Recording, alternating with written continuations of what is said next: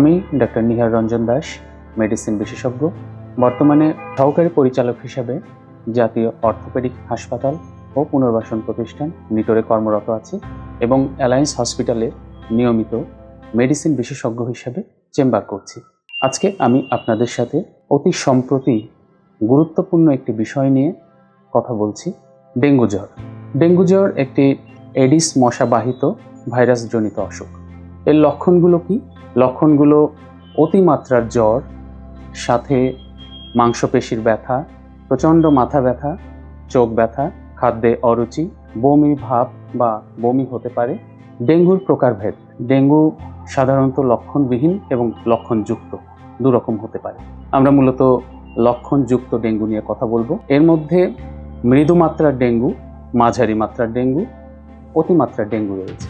মৃদু মাত্রার ডেঙ্গুতে আপনি বাড়িতেই আপনার চিকিৎসা নিতে পারেন। মাঝারি এবং অতিমাত্রার ডেঙ্গুতে আপনাকে অবশ্যই হাসপাতালে ভর্তি হয়ে চিকিৎসা নিতে হবে।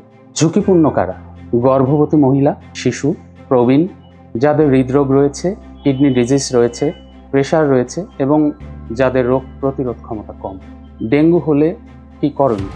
ডেঙ্গু হলে প্রথমেই আপনাকে রেজিস্টার্ড একজন চিকিৎসকের পরামর্শ নিতে হবে এবং ডেঙ্গু রোগকে নির্ণয় করতে হবে।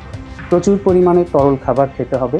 জ্বরের জন্য বা ব্যথার জন্য প্যারাসিটামল খাওয়া যেতে পারে, তবে ব্যথার ঔষধ একদমই নিষেধ। ওয়ার্নিং সাইন বা বিপজ্জনক চিহ্ন দেখা দিলে তৎক্ষণাৎ হাসপাতালে ভর্তি হতে হবে। ওয়ার্নিং সাইন বা বিপজ্জনক চিহ্নগুলো কী? হঠাৎ অজ্ঞান হয়ে যাওয়া, বুক ব্যথা, শ্বাসকষ্ট, পেট ব্যথা, অতিরিক্ত বমি হওয়া, এই ধরনের লক্ষণগুলো দেখা দিলে এবং যদি রক্তক্ষরণ হয় তাহলে অবশ্যই দ্রুত হাসপাতালে ভর্তি হতে হবে। ডেঙ্গু প্রতিরোধের উপায়। ডেঙ্গু প্রতিরোধের জন্য আমাদের আশেপাশের জায়গাগুলো পরিষ্কার পরিচ্ছন্ন রাখতে হবে। যেখানে পানি জমে থাকে এরকম জায়গাগুলোকে পরিষ্কার করতে হবে। দিনে ঘুমানোর সময় মশারি বা রিপেলেন্ট ব্যবহার করা যেতে পারে এবং মশার প্রজনন স্থানকে ধ্বংস করতে হবে। আরও তথ্যের জন্য আপনারা সাবস্ক্রাইব করতে পারেন অ্যালায়েন্স হেলথ টক ইউটিউব চ্যানেলে।